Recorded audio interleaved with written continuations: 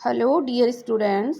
आज हम पढ़ेंगे चीफ की दावत कहानी, जो भीष्म साहनी के द्वारा लिखी हुई है। इस कहानी के अंतर्गत शामनाथ के चीफ उनके घर भोजन के लिए आते हैं और शामनाथ और उनकी धर्मपत्नी किस प्रकार से अपनी माँ को कहते हैं कि तुम एक तरफ जाकर बैठ जाना और सामने मत आना, लेकिन अंत में उन्हीं की माँ के द्वारा उनके चीफ साहब खुश होते हैं और खुश होकर घर से जाते हैं। तो देखें, कहानी शुरू होती है। शामनाथ और उनकी धर्मपत्नी को पसीना पोंछने की फुर्सत भी नहीं थी। पत्नी ड्रेसिंग गाउन पहने, उलझे हुए बालों का जूड़ा बनाए, मुंह पर फैली हुई सुर्खी और पाउडर को मले, और मिस्टर शामनाथ सिगरेट पर सिगरेट फूंकते हुए, चीज़ों को फहरिस्त हाथ में थामे हुए एक कमरे से दूसरे कमरे में आ जा रहे थे। आखिर 5 बजते बजते तैयारी मुकम्मल होने लगी। कुर्सियाँ, मेज़, तिपाइयाँ, नैपकिन, फूल सब बरामदे में पहुँच गए। ड्रिंक का इंतजाम बैठक में कर दिया गया। अब घर का फालतू सामान अलमारियों के पीछे और पलंगों के नीचे छिपाया जाने लगा। तभी शामनाथ के सामने सहसा एक बड़ी अड़चन खड़ी हो गई कि माँ का क्या होगा। इस बात की ओर तो न उनका और न ही उनकी कुशल गृहिणी का अभी तक ध्यान गया था। मिस्टर शामनाथ श्रीमती की ओर घूमकर अंग्रेजी में बोले, माँ का क्या होगा? श्रीमती काम करते करते ठहर गई और थोड़ी देर तक सोचने के बाद बोली, इन्हें पिछवाड़े इनकी सहेली के घर भेज दो। रात भर बेशक वहीं रहे, कल आ जाएंगी। शामनाथ सिगरेट मुंह में रखे सिकुड़ी आंखों से श्रीमती की चेहरे की ओर देखते हुए पल भर सोचते रहे, फिर सिर हिलाकर बोले, नहीं, मैं नहीं चाहता कि उस बुढ़िया का आना जाना यहाँ फिर से शुरू हो। पहले ही बड़ी मुश्किल से बंद किया था। माँ से कहे कि वो जल्दी खाना खा के शाम को अपनी कोठरी में चली जाए। मेहमान कहीं 8 बजे आएंगे, इससे पहले ही अपने काम से वो निपट लें। सुझाव तो ठीक था, दोनों को ही पसंद आया, मगर फिर सहसा श्रीमती बोल उठी, जो वह सो गई तो नींद में खर्राटे लेने लगी, तो साथ ही तो बरामदा है जहाँ लोग खाना खाएंगे। तो इन्हें कह देंगे कि अंदर से दरवाज़ा बंद कर लें, मैं बाहर से ताला लगा दूंगा। या माँ को कह देता हूँ कि अंदर जाकर सोए नहीं बल्कि बैठे रहें। और क्या, और जो सो गई तो डिनर का क्या मालूम कब तक चले। 11 बजे तक तो तुम ड्रिंक ही करते रहते हो। शामनाथ कुछ खिज उठे, हाथ झटकते हुए बोले, अच्छी भली यह भाई के पास रह रही थी, तुमने यूं ही खुद अच्छा बनने के लिए बीच में टांग अड़ा दी। वाह, तुम माँ और बेटे की बातों में मैं ही बुरी बनूं? तुम जानो और वो जाने। मिस्टर शामनाथ चुप रहे। यह मौका बहस का नहीं था, समस्या का हल ढूंढने का था। उन्होंने घूमकर माँ की कोठरी की ओर देखा। कोठरी का दरवाज़ा सामने बरामदे में खुलता था। बरामदे की ओर देखते हुए झट से बोले, मैंने सोच लिया है, और उन्हीं कदमों माँ की कोठरी के बाहर जाकर खड़े हो गए। माँ दीवार के साथ एक चौकी पर बैठी दुपट्टे में मुँह सिर लपेटे माला जप रही थी। सुबह से तैयारी होती देखते हुए माँ का भी दिल धड़क रहा था। बेटे के दफ्तर का बड़ा साहब घर पर आ रहा है, सारा काम सुबीते से चल जाए। माँ, आज तुम खाना जल्दी खा लेना, मेहमान लोग 7:30 बजे आ जाएंगे। माँ ने धीरे से मुंह पर से दुपट्टा हटाया और बेटे को देखते हुए कहा, आज मुझे खाना नहीं खाना है बेटा। तुम तो जानते हो मांस मछली बने तो मैं कुछ नहीं खाती। जैसे भी हो अपने काम से जल्दी निपट लेना। अच्छा बेटा। और माँ, हम लोग पहले बैठक में बैठेंगे, उतनी देर तुम यहाँ बरामदे में बैठना, फिर जब हम यहाँ आ जाए तो तुम गुसलखाने के रास्ते से बैठक में चली जाना। माँ अवाक बेटा का चेहरा देखने लगी, फिर धीरे से बोली, अच्छा बेटा। और माँ, आज जल्दी सो नहीं जाना, तुम्हारे खर्राटे की आवाज़ दूर तक जाती है। माँ लज्जित सी आवाज़ में बोली, क्या करूं बेटा, मेरे बस की बात नहीं है। जब से बीमारी से उठी हूँ, नाक से सांस नहीं ले सकती। मिस्टर शामनाथ ने इंतजाम तो कर दिया, फिर भी उनकी उधेड़ बुन खत्म नहीं हुई।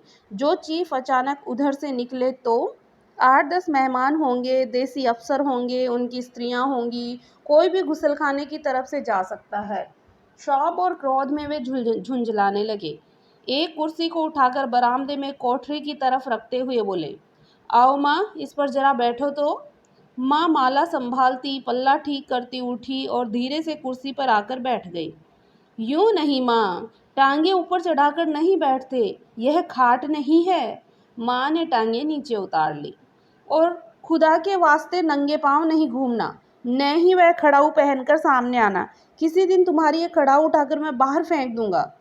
माँ चुप रही। कपड़े कौन से पहनोगी माँ? जो हैं वही पहन लूँगी बेटा, जो कहोगे वही पहन लूँ। मिस्टर श्यामनाथ सिगरेट मुंह में रखे फिर अधखुली आंखों से माँ की ओर देखने लगी और माँ के कपड़ों के बारे में सोचने लगी। श्यामनाथ हर बात में तरतीब चाहते थे। घर का सब संचालन उनके अपने हाथों में था। खूंटियाँ कमरों में कहाँ लगाई जाए, बिस्तर कहाँ पर बिछे, किस रंग के पर्दे लगाए जाए, श्रीमती कौन सी साड़ी पहने, मेज किस साइज का हो। श्यामनाथ को चिंता थी कि अगर चीफ का साक्षात माँ से हो गया तो कहीं लज्जित नहीं होना पड़े। माँ को सिर से पांव तक देखते हुए बोले, तुम सफ़ेद कमीज और सफ़ेद सलवार पहन लो माँ। पहन के आओ तो जरा देखूं। माँ धीरे से उठी और अपनी कोठरी में कपड़े पहनने चली गई। यह माँ का झमेला ही रहेगा। उन्होंने फिर अंग्रेजी में अपनी स्त्री से कहा, कोई ढंग की बात हो तो भी कोई कहे, अगर कहीं कोई उल्टी सीधी बात हो गई तो चीफ को बुरा लगेगा, तो सारा मज़ा जाता रहेगा। माँ सफ़ेद कमीज और सफ़ेद सलवार पहनकर बाहर निकली। छोटा सा कद, सफ़ेद कपड़ों में लिपटा, छोटा सा सूखा हुआ शरीर, धुंधली आंखें, केवल सिर के आधे झड़े हुए बाल पल्ले की ओट में छिप गए थे। पहले से कुछ कम ही कुरूप नजर आ रही थी। चलो ठीक है, कोई चूड़ियाँ वूड़ियाँ हो तो वह भी पहन लो, कोई हर्ज नहीं। चूड़ियाँ कहाँ से लाऊं बेटा, तुम तो जानते हो सब जेवर तुम्हारी पढ़ाई में बिक गए। यह वाक्य सामनाथ को तीर की तरह लगा। तिनक्कर बोले, यह कौन सा राग छेड़ दिया माँ? सीधा कह दो नहीं है जेवर, बस। इसमें पढ़ाई वढ़ाई का क्या ताल्लुक है? जो जेवर बिका तो कुछ बनकर ही आया हूँ, नीरा लंडूरा तो नहीं लौट आया। जितना दिया था उससे दुगना ले लेना। मेरी जीभ जल जाए बेटा, तुमसे जेवर लूँगी, मेरे मुँह से यूं ही निकल गया। जो होते तो लाख बार पहनती। 5:30 बज चुके थे। अभी मिस्टर सामनाथ को खुद भी नहा धोकर तैयार होना था। श्रीमती कब की अपने कमरे में जा चुकी थी। श्यामनाथ जाते हुए एक बार फिर माँ को हिदायत करते हुए गए, माँ रोज की तरह गुमसुम बन के नहीं बैठे रहना। अगर साहब इधर आकर निकले और कुछ पूछे तो ठीक तरह से जवाब देना। मैं न पढ़ी न लिखी बेटा, मैं क्या बात करूँगी? तुम कह देना, माँ अनपढ़ है, कुछ जानती समझती नहीं। वह नहीं पूछेगा। 7 बजते बजते माँ का दिल धक धक करने लगा।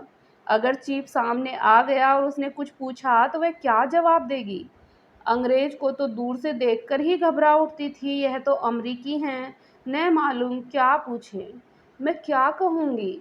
माँ का जी चाहा कि चुपचाप पिछवाड़े में विधवा सहेली के घर चली जाए, मगर बेटे के हुक्म को कैसे टाल सकती थी। चुपचाप कुर्सी पर से टांगे लटकाए वहीं बैठी रही। एक कामयाब पार्टी वह है जिसमें ड्रिंक कामयाबी से चल जाए। श्यामनाथ की पार्टी सफलता के शिखर चूमने लगी। वार्तालाप उसी रो में बह रहा था जिस रो में गिलास भरे जा रहे थे। कहीं कोई रुकावट नहीं थी, कोई अड़चन नहीं थी। साहब को विस्की पसंद आई थी, मेम साहब को पर्दे पसंद आए थे, सोफ़ा कवर का डिजाइन पसंद आया था, कमरे की सजावट भी पसंद आई थी। इससे बढ़कर क्या चाहिए? साहब तो ड्रिंक के दूसरे दौर में ही चुटकुले और कहानियां कहने लग गए थे। दफ्तर में जितना रौब रखते थे, यहाँ पर उतने ही दोस्त परवर हो रहे थे। और उनकी स्त्री काला गाउन पहने, गले में सफ़ेद मोतियों का हार, सेंट और पाउडर की महक से ओत-प्रोत कमरे में बैठी सभी देसी स्त्रियों की आराधना का केंद्र बनी हुई थी।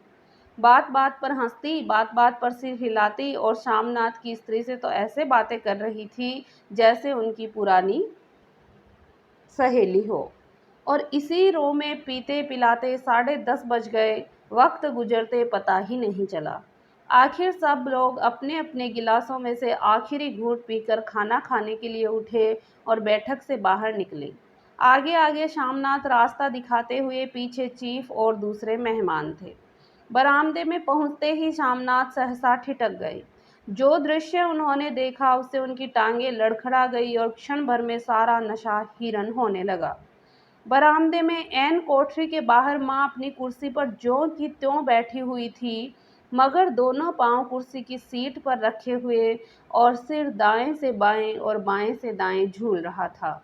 मुंह से लगातार गहरे खर्राटे करने की आवाज आ रही थी। जब सिर कुछ देर के लिए टेढ़ा होकर एक तरफ थम जाता तो खर्राटे और भी अधिक गहरे हो उठते, और फिर जब झटके से नींद टूटती तो सिर फिर दाएं से बाएं झूलने झूलने लगता। पल्ला सिर पर से खिसक आया था और माँ के झरे हुए बाल आधे गंजे सिर पर अस्त व्यस्त बिखर रहे थे। देखते ही शामनाथ क्रुद्ध हो उठे। जी चाहा कि माँ को धक्का देकर उठा दें और उन्हें कोठरी में धकेल दें, मगर ऐसा करना संभव नहीं था। चीफ और बाकी मेहमान पास खड़े थे। माँ को देखते ही देसी अफसरों की कुछ स्त्रियां हंस दी कि इतने में चीफ ने धीरे से कहा, पुअर डियर। माँ हड़बड़ा के उठ बैठी। सामने खड़े इतने लोगों को देखकर ऐसी घबराई कि कुछ कहते नहीं बना। झट से पल्ला सिर पर रखते हुए खड़ी हो गई और जमीन को देखने लगी। उनके पांव लड़खड़ाने लगे और हाथों की उंगलियां थर थर कांपने लगी। माँ, तुम जाके सो जाओ। तुम क्यों इतनी देर तक जाग रही थी? और खिसियाई हुई नजरों से शामनाथ चीफ के मुंह की ओर देखने लगे। चीफ के चेहरे पर मुस्कुराहट थी और वह वही खड़े खड़े बोले, नमस्ते। माँ ने झिझकते हुए अपने में सिमटते हुए दोनों हाथ जोड़े, मगर एक हाथ दुपट्टे के अंदर माला को पकड़े हुए था, दूसरा बाहर। ठीक तरह से नमस्ते भी नहीं कर पाई। शामनाथ इस पर भी खिन्न हो उठे। इतने में चीफ ने अपना दायां हाथ मिलाने के लिए माँ के आगे बढ़ाया। माँ और भी अधिक घबरा उठी। माँ, हाथ मिलाओ। पर हाथ कैसे मिलाती? दाएं हाथ में तो माला थी। घबराहट में माँ ने बायां हाथ ही साहब के दाएं हाथ में रख दिया। शामनाथ दिल ही दिल जल उठे। देसी अफसरों की स्त्रियां खिलखिलाकर हंस पड़ी। यूं नहीं माँ, तुम तो जानती हो दायां हाथ मिलाया जाता है। दायां हाथ मिलाओ। मगर तब तक चीफ माँ का बायां हाथ ही बार बार हिलाकर कह रहे थे, हाउ डू यू डू। कहो माँ, मैं ठीक हूँ, खैरियत से हूँ। माँ कुछ बड़बड़ाई। माँ कहती है, मैं ठीक हूँ। कहो माँ, हाउ डू यू डू। माँ धीरे से सकुचाते हुए बोली, हो डू डू। एक बार फिर कहा उठा। वातावरण हल्का होने लगा। साहब ने स्थिति संभाल ली थी। लोग हंसने चहकने लगे थे। शामनाथ के मन का क्षोभ भी कुछ कुछ धीरे धीरे कम होने लगा था। साहब अपने हाथ में माँ का हाथ अब भी पकड़े हुए थे और माँ सिकुड़ी जा रही थी। साहब के मुंह से शराब की बू आ रही थी। शामनाथ अंग्रेजी में बोले, मेरी माँ गांव की रहने वाली हैं, उम्र भर गांव में रही हैं, इसीलिए आपसे लज जाती हैं। साहब इस पर खुश नजर आए, बोले, सच? मुझे गांव के लोग बहुत पसंद हैं। तब तो तुम्हारी माँ गांव के गीत और नाच भी जानती होगी। चीफ खुशी से सिर हिलाते हुए माँ को टिकटिकी बांधे देखने लगी। माँ, साहब कहते हैं कोई गाना सुनाओ। कोई पुराना गीत, तुम्हें तो कितने ही याद होंगे। माँ धीरे से बोली, मैं क्या गाऊंगी बेटा, मैंने कब गाया है। वाह माँ, मेहमान का कहा भी कोई टालता है। साहब ने इतना रीझ से कहा है, नहीं गाओगी तो साहब बुरा मानेंगे। मैं क्या गाऊं बेटा, मुझे क्या आता है। वाह, कोई बढ़िया सा टप्पे सुना दो। दो पत्तर अनारा दे। भाई ये वाला सुना दो, दो पत्तर अनारा दे। देसी अफसरों और उनकी स्त्रियों ने सुझाव पर तालियां पीटी। माँ कभी दीन दृष्टि से बेटे के चेहरे को देखती, कभी खड़ी पास खड़ी बहू के चेहरे को। इतने में बेटे ने गंभीर आदेश भरे लिहाज में कहा, माँ। इसके बाद वह हाँ या ना सवाल ही नहीं उठता था। माँ बैठ गई और क्षीण दुर्बल लरजती आवाज में एक पुराना विवाह का गीत गाने लगी। हरिया नी माएँ, हरिया नी भेड़ें, हरिया ते भागी भरिया है। देसी स्त्रियां खिलखिला के हंस उठी। 3 पंक्तियां गा के माँ चुप हो गई। बरामदा तालियों से गूंज उठा। साहब तालियां पीटना बंद ही नहीं करते थे। श्यामनाथ की खीज प्रसन्नता और गर्व में बदल चुकी थी। माँ ने पार्टी में नया रंग भर दिया था। तालियां थमने पर साहब बोले, पंजाब के गांवों की दस्तकारी क्या है? श्यामनाथ खुशी से झूम रहे थे। बोले, ओह बहुत कुछ साहब, मैं आपको एक सेट उन चीज़ों का भेंट करूंगा, आप उन्हें देखकर खुश होंगे। मगर साहब ने सिर हिलाकर अंग्रेजी में फिर पूछा, नहीं मैं दुकान की चीज़ नहीं मांगता। पंजाबियों के घरों में क्या बनता है, औरतें खुद क्या बनाती हैं? श्यामनाथ कुछ सोचते हुए बोले, लड़कियां गुड़िया बनाती हैं और फुलकारियां बनाती हैं। फुलकारी क्या? श्यामनाथ फुलकारी का मतलब समझाने की असफल चेष्टा करने के बाद माँ से बोले, क्यों माँ, कोई पुरानी फुलकारी घर में है? माँ चुपचाप अंदर गई और अपनी पुरानी फुलकारी उठा लाई। साहब बड़ी रुचि से फुलकारी देखने लगे। पुरानी फुलकारी थी, जगह जगह से उसके तागे टूट रहे थे, कपड़ा फटने लगा था। साहब की रुचि को देखकर श्यामनाथ बोले, यह फटी हुई है साहब, मैं आपको नई बनवा दूंगा। माँ बना देंगी? क्यों माँ, साहब को फुलकारी बहुत पसंद है, इन्हें ऐसी ही एक फुलकारी बना दोगी ना? माँ चुप रही, फिर डरते डरते धीरे से बोली, अब मेरी नज़र कहाँ है बेटा, बूढ़ी आंखें क्या देखेंगी? मगर माँ का वाक्य बीच पे ही तोड़ते हुए श्यामनाथ साहब से बोले, वह जरूर बना देंगी, आप उसे देखकर खुश होंगे। साहब ने सिर हिलाया, धन्यवाद किया और हल्के हल्के झूमते हुए खाने की मेज की ओर बढ़ गए। बाकी मेहमान भी उनके पीछे पीछे हो लिए। जब मेहमान बैठ गए और माँ पर से सबकी आंखें हट गई, तो माँ धीरे से कुर्सी पर से उठी और सबसे नजरें बचाती हुई अपनी कोठरी में चली गई। मगर कोठरी में बैठने की देर थी कि आंखों से छल छल आंसू बहने लगे। वह दुपट्टे से बार बार उन्हें पोंछती, पर वह बार बार उमड़ आते, जैसे बरसों का बांध तोड़कर उमड़ आए हों।